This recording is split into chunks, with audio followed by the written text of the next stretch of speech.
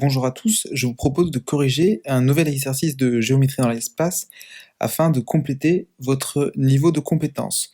Commençons la lecture de l'exercice. Dans un repère orthonormé OIJK d'unité 1 cm, on considère les points A de coordonnées 0, -1, 5, B de coordonnées 2, -1, 5, C de coordonnées 11, 0, 1, et enfin D de coordonnées 11, 4, 4. Un point M se déplace sur la droite AB dans le sens de A vers B à la vitesse de 1 cm par seconde. Un point N se déplace sur la droite CD dans le sens de C vers D à la vitesse de 1 cm par seconde également. À l'instant t égale 0, le point M est en A et le point N est en C. On note MT et NT, les positions des points M et N au bout de t secondes, t désignant un nombre réel positif. On admet que MT et NT ont pour coordonnées MT de coordonnées t-1, 5, NT de coordonnées 11, 0,8t, 1 plus 0,6t. Les questions 1 et 2 sont indépendantes. Première question, question A. La droite AB est parallèle à l'un des axes OI, OJ, OK. Lequel? Alors, pour vérifier si les droites sont parallèles, on peut utiliser l'outil de la collinéarité. C'est ce que je vous propose tout de suite en calculant les coordonnées du vecteur AB. Alors, comment calculer les coordonnées du vecteur AB? On fait xb moins xa, yb moins ya, et zb moins za. Alors, effectuons les calculs nécessaires afin d'obtenir les coordonnées de ce vecteur. Alors, xb moins xa. xb vaut 2 et xa vaut 0. Donc 2 moins 0, ça fait bien 2. Après, moins 1 moins moins 1, ça fait moins 1 plus 1, ça fait 0. Et puis, 5 moins 5, ça fait 0.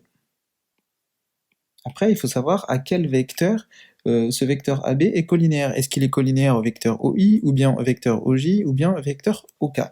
Alors je vous propose dans un premier temps de calculer le vecteur OI, et avec un peu de chance, ça sera les coordonnées du vecteur auquel est collinéaire le vecteur AB. Alors OI. Alors vous savez très bien que ces coordonnées, c'est 1, 0, 0. Donc ça, c'est une évidence. Donc, on peut regarder si le vecteur AB est collinéaire au vecteur OI. Et on voit bien que si on calcule les coordonnées du vecteur 2OI, on obtient 2 fois 1 égale 2, 2 fois 0 égale 0, et 2 fois 0 égale 0. Exactement le vecteur AB. On en déduit que les vecteurs AB et OI sont collinéaires. On en déduit que les vecteurs AB et OI sont collinéaires. Donc, la droite AB est parallèle à la droite OI. Voilà, j'espère que vous avez compris. Lisons maintenant la question 1b. La droite CD se trouve dans un plan P parallèle à l'un des plans OIJ, OIK ou bien OJK, lequel? Donc, essayons de regarder cela dans un dessin, et juste avant, on va regarder les coordonnées des points C et D. Alors, le point C, il a pour coordonnées 11, 0, 1, et le point D, il a pour coordonnées 11, 4, 4. Alors, on peut regarder tout de suite dans quel plan se trouve cette droite CD. Alors, la droite CD se trouve dans le plan P d'équation x égale 11. Pour quelle raison? Parce que le point C, il a pour coordonnées 11, 0, 1, donc 11, 0, 1, et le point D, il a pour coordonnées 11, 4, 4. Comme vous le constatez sans doute, les points C et D, ils ont la même abscisse, 11 et 11. Cela signifie qu'ils sont dans le même plan d'équation x égale 11. Alors, ce plan d'équation x égale 11, je vous l'ai dessiné ici. Regardez, il est là. C'est le petit rectangle que vous voyez, x égale 11. Donc, on voit très bien à quel plan il est parallèle. Il n'est pas parallèle au plan OIK, parce que, vous le voyez bien, ces deux plans sont orthogonaux, OIK et P. Le plan P et n'est pas parallèle au plan OIJ parce qu'ils sont orthogonaux. En revanche, ça se voit très bien, le plan P est bien parallèle au plan OJK que, que j'ai dessiné comme ça. Donc ce qu'on peut dire, c'est que ce plan P est parallèle au plan OJK. Donc on nous demande de donner une équation du plan P, c'est ce qu'on va donner tout de suite ici. Le plan P a pour équation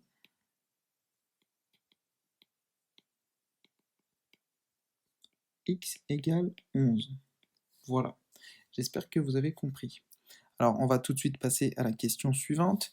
Question 1C, vérifier que la droite AB, orthogonale au plan P, coupe ce plan au point E de coordonnées 11, moins 1, 5. Donc pour vérifier cela, je vous propose de calculer l'équation paramétrique de la droite AB en rappelant les coordonnées de A et B dans la question. Donc c'est la question C, j'écris 1C, les coordonnées de A. Quelles étaient-elles? 0, moins 1, 5. Donc 0, moins 1, 5. Les coordonnées de B. Quelles étaient les coordonnées de B? C'était 2, moins 1, 5. 2, moins 1, 5. On peut donc calculer les coordonnées du vecteur AB, d'où le vecteur AB qui va avoir pour coordonnées 2 moins 0, ça fait 2, moins 1 moins 1, ça fait 0, 5 moins 5, ça fait 0. Donc on a les coordonnées du vecteur AB. Maintenant, on peut donner l'équation paramétrique grâce à ce vecteur directeur de la droite AB et grâce aux coordonnées d'un des points, soit B, soit A, appartenant à cette droite. Donc on en déduit l'équation paramétrique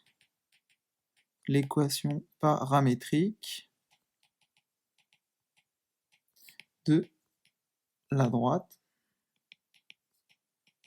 AB. Deux points, donc j'écris AB, deux points, x égale, y égale, z égale, je mets les coordonnées de l'un des points appartenant à cette droite, à savoir, je peux choisir le point A, c'est plus judicieux parce qu'il a une coordonnée qui est nulle, donc c'est 0, moins 1, 5, plus, et puis on va mettre t, avec t appartenant à R, et on n'oublie pas d'affecter à t, enfin de le multiplier par les coefficients d'un des vecteurs directeurs. Donc ici c'est 2 fois, 0 fois, et puis 0 fois. Et puis on peut réduire cette expression pour trouver l'équation paramétrique réduite de la droite AB, x égale 2t, y est égal à moins 1, et puis z est égal à 5. Voici l'équation paramétrique de la droite AB. Alors ce n'est pas fini, hein, c'était une première partie de la réponse. Nous devons vérifier maintenant que la droite AB coupe le plan P au point de coordonnées 11, moins 1, 5. Alors pour déterminer l'intersection d'une droite et d'un plan, il suffit d'injecter dans l'équation cartésienne du plan, que vous voyez ici, dans l'équation cartésienne du plan, l'équation paramétrique.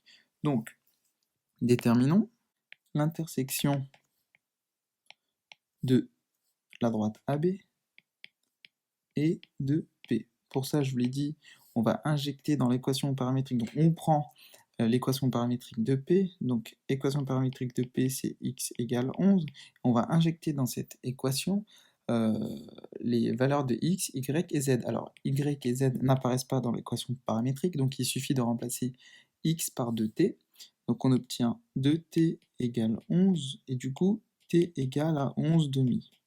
Ce n'est pas fini, ce qu'on doit faire maintenant c'est injecter la valeur qu'on a trouvée de t dans l'équation paramétrique de la droite pour trouver les coordonnées du point E, à savoir l'intersection de la droite AB et du plan P.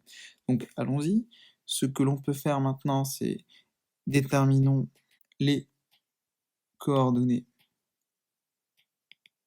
de E, dont je rappelle que c'est l'intersection de la droite AB et du plan P. Alors, on obtient E qui va avoir pour coordonnées, donc on l'écrit entre parenthèses, x égale 2 fois 11 demi, y égale moins 1, et z égale 5. Ce qui nous donne E pour coordonnées 2 fois 11 demi, ça fait 11, y égale moins 1 et z égale 5. Donc nous avons bien trouvé les coordonnées du point E, les mêmes que celles qui sont données dans l'énoncé de cet exercice. Observons maintenant la question suivante qui nous demande, question D, les droites AB et CD sont-elles séquentes? Pour savoir si deux droites sont séquentes, on peut essayer de trouver leur point d'intersection. Si le point d'intersection existe, ça veut dire qu'elles sont séquentes, s'il n'existe pas, ça veut dire qu'elles ne sont pas séquentes. Alors pour ça, on va utiliser l'équation paramétrique de AB que nous avons déjà, et également l'équation paramétrique de CD que nous allons déterminer tout de suite. Pour cela, on a besoin des coordonnées de C, 11, 0, 1, donc question 1D, donc coordonnées de C, les coordonnées de C, je les ai déjà oubliées, on repart regarder, donc c'est 11, 0, 1, donc 11, 0, 1, et les coordonnées de D, ce sont, les coordonnées de D, c'est 11, 4, 4. Donc on écrit tout de suite 11, 4 et 4, et on peut enfin calculer les coordonnées d'un vecteur directeur de cette droite CD. Donc le vecteur CD va avoir pour coordonnées 11 moins 11, 0, 4 moins 0, 4, et 4 moins 1, 3. Donc les coordonnées du vecteur CD, c'est 0, 4, 3. On en déduit l'équation paramétrique. On en déduit l'équation paramétrique. L'équation paramétrique de la droite CD. Hop, donc on écrit CD, entre parenthèses 2 points. Alors, x égale, y égale, z égale. On écrit tout de suite les coordonnées d'un point appartenant à cette droite, donc 11, 0, 1. On écrit plus, plus, plus. On va mettre t, t et t. Ou alors, si on veut, on peut utiliser un autre paramètre, une autre lettre, par exemple la lettre S, S et S. Et puis, on va déterminer les coordonnées, on va mettre en coefficient de S les coordonnées d'un vecteur directeur. Donc 0 fois, 4 fois, et puis 3 fois. On peut simplifier cette équation paramétrique. Donc, CD va avoir pour équation paramétrique x égale 11, y égale 4s, et z égale 1 plus 3s. On n'oublie pas d'écrire que s appartient à R. Au passage, je pense que je l'ai oublié de l'écrire pour la précédente équation paramétrique ici, il faut absolument l'écrire, c'est une absolue nécessité. Donc t appartenant à R, parce que si on n'écrit pas que t appartient à R ici, cette équation paramétrique ne représente pas nécessairement l'équation paramétrique d'une droite.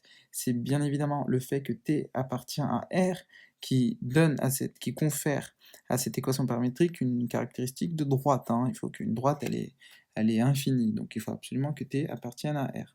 Et ici également, S appartient à R. Qu'est-ce qu'on peut faire maintenant? On veut chercher, donc je peux rappeler ici l'équation paramétrique de AB, de la droite AB, donc que je note entre parenthèses. Donc je rappelle son équation paramétrique, c'est x égale 2t, x égale 2t, y égale moins 1, y égale moins 1, et z égale 5 de mémoire, vérifions cela, et z égale 5, tout à fait. Donc maintenant, nous allons résoudre le système d'équations suivant. Donc cherchons une intersection éventuelle de CD, de la droite CD, et de la droite AB. Deux points, donc on doit résoudre le système suivant. Hop, donc 11 égale 2t, donc il faut égaliser les termes suivants, 11 avec 2t, 4s avec moins 1, et 1 plus 3s avec 5. D'accord? Donc on essaye de résoudre ce système. Ensuite, 4s égale moins 1, 1 plus 3s égale 5, et ce que je vous propose de faire tout de suite, c'est d'utiliser les deux premières équations, donc ces deux équations-là, pour déterminer la valeur de t et de s. Donc ce système est équivalent au système suivant, t égale à 11 demi, s est égal à moins 1 quart, donc on isole les inconnus, et puis grâce au dernier système, on va voir si c'est compatible. Et donc à la fin, on trouve, si on isole, donc s est égal à 5 moins 1 divisé par 3, donc j'envoie le 1 de l'autre côté en n'oubliant pas de changer le signe, donc le 1 il est là, hop, ça devient moins 1 et on divise par 3 ensuite. Donc c'est pour ça qu'ici j'obtiens 5 moins 1 divisé par 3, ce qui me donne 5 moins 1 égale 3, pardon, 4, hop, on va y arriver, 4 divisé par 3. Et donc, est-ce que ce système il vous semble correct ou pas? Les solutions qu'on a trouvées sont-elles compatibles ou pas? Donc t égale 11 demi, très bien, s égale moins 1 quart, et s égale 4 tiers. S ne peut pas être à la fois égal à moins 1 quart et à 4 tiers, parce que moins 1 quart et 4 tiers sont deux nombres qui sont différents. On en déduit que ce système n'a pas de solution, et donc les droites ne se coupent pas. Ce système n'a donc pas de solution. Ainsi, les droites AB et CD ne sont pas séquentes. Alors, je vous propose tout de suite de vérifier si notre résultat est correct. Alors regardez, j'ai placé le point A en haut à gauche, de coordonnées 0, moins 1, 5, le point B de coordonnées 2, moins 1, 5, le point C de coordonnées 11, 0, 1, le point D de coordonnées 11, 4, 4, donc c'est bien les coordonnées des points qui sont donnés, et j'ai tracé la droite AB et la droite CD. Et comme vous le voyez à l'écran, ces deux droites semblent se croiser, mais en réalité, c'est une petite illusion d'optique, on est dans l'espace, donc on va faire tourner le graphique pour essayer de s'en rendre compte. Regardez, les deux droites, en fait, elles ne se coupent jamais. Elles semblent se couper, c'est un effet de la perspective, mais regardez, si je tourne le dessin, ces deux droites, en fait, elles ne se coupent pas. Voilà, regardez, là, vous voyez bien, elles passent relativement proches l'une de l'autre, mais elles ne se couperont jamais. Elles ne sont ni séquentes, ni parallèles, elles sont non coplanaires. Voilà, donc c'est bien le résultat que nous avions trouvé, il n'y a pas d'intersection entre les deux droites. Alors regardons maintenant la question numéro 2. On a montré que MT au carré, donc la distance entre les points MT et NT au carré est égale à 2T au carré moins 25,2T plus 138. Donc on a les coordonnées de MT et de NT, il faut calculer le carré de la distance entre MT et NT. Ne soyez pas perturbés par la présence du T, il faut absolument travailler indépendamment de ça, parce que ça va pas du tout nous perturber dans le calcul. Faites comme si T était égal à une valeur, comme d'habitude. Alors, donc, on va calculer la distance MT-NT. Donc c'est la question 2A. Donc 2A, calculons le carré de la distance MT, NT. Donc, hop, ça fait MT, NT au carré est égal à, je vous rappelle la formule, c'est racine carrée, 11 moins T au carré, plus 0,8 T moins 1 au carré, 1 plus 0,6 T moins 5 au carré.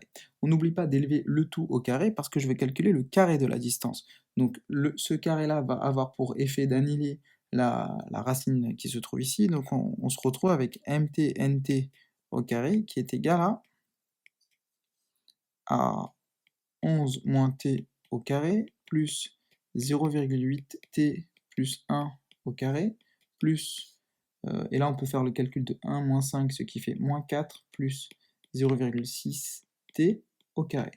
On peut utiliser maintenant les identités remarquables que vous avez apprises en classe de 3e pour développer et réduire cette expression. Donc ça fait 11 au carré, ça fait 121. 121 moins 22t, donc 2 fois a fois b, plus t au carré, plus 0,8t au carré. Donc 0,8 fois 0,8, ça fait 0,64, donc ça fait 0,64t au carré, plus 1,6, parce que 0,8 fois 2, ça fait 1,6t, plus 1, et enfin, moins 4 au carré, ça fait 16, et donc ensuite 2 fois moins 4 fois 0,6, 0,6 fois 4, ça fait 2,4, fois 2, ça fait moins 4,8t, plus 0,36t au carré. On se retrouve avec du t au carré, plus du 0,64t au carré, plus 0,66t au carré. Donc 0,64 plus 0,36, ça fait exactement 1. Donc ça fait 1t au carré plus 1t au carré qui est déjà là, donc ça fait 2t au carré. Ensuite, il y a moins 22t, et puis ici il y a 1,6t et moins 4,8. Donc si on fait le calcul, on trouve moins 25,2t, et puis enfin le terme constant, donc il y a 121, il y a aussi 1 et 16. 1 plus 16, ça fait 17, plus 121, ça fait plus 138. Alors vérifions si ce résultat est cohérent avec ce qu'on nous propose dans l'énoncé. Dans l'énoncé, on nous propose très exactement 2t au carré, moins 25,2t, plus 138, donc on a très exactement le même résultat que dans l'énoncé. Regardons, vérifions-le. Regardez, c'est écrit là, 2t au carré, moins 25,2t, plus 138, donc c'est la preuve qu'on ne s'est pas trompé dans les calculs. Maintenant, dernière question, on nous dit à quel instant t la longueur MTNT est-elle minimale? Alors la distance MTNT, elle est minimale lorsque le carré de sa valeur est minimal. Donc, il suffit de trouver le minimum de cette fonction polynôme du second degré, donc pour trouver pas le minimum, mais l'abscisse du minimum, parce qu'il s'agit de trouver à quel instant t la longueur MTNT est minimale, donc il faut trouver l'abscisse du minimum, et pour les fonctions polynômes du second degré, le minimum est donné par la formule suivante. Donc on a bien un coefficient positif, donc on sera avec une parabole de ce style-là, et non pas de ce style-là. Donc on aura bien un minimum, et l'abscisse du minimum, il est donné par la formule moins b sur 2a. D'accord? Donc il suffit de calculer moins b sur 2a. Donc on va écrire la chose suivante, mt nt au carré est plutôt mtnt est minimal lorsque mtnt au carré est minimal. Ça vient du fait que la fonction carré est croissante. Donc c'est des distances, donc on met des e. Or, mtnt au carré est une fonction polynôme du second degré avec le coefficient a, qui ici est égal à 2, strictement positif. Donc, mtnt admet bien un minimum atteint pour moins b sur 2a, c'est-à-dire donc a, ici a égale 2, b égale moins 25,2, et puis c égale à 138, cc. Et donc on va calculer moins b sur 2a ici, d'accord, donc moins 25,2 divisé par 2 fois 2. Donc ça fait 25,2 divisé par 4. Et 25,2 divisé par 4, ça donne... Je prends ma petite calculatrice, 25,2 divisé par 4, ça donne 6,3. Voilà. Donc c'est des secondes, hein. C'est des secondes parce que depuis le début de l'exercice, t désigne des secondes. Je vous propose de le vérifier tout de suite. Donc t désigne bien des secondes, regardez, t secondes, c'est ici, voilà. J'espère que vous avez compris, n'hésitez pas à poser des questions en commentaire si des choses ne sont pas claires. Bon courage et bonne soirée à tous.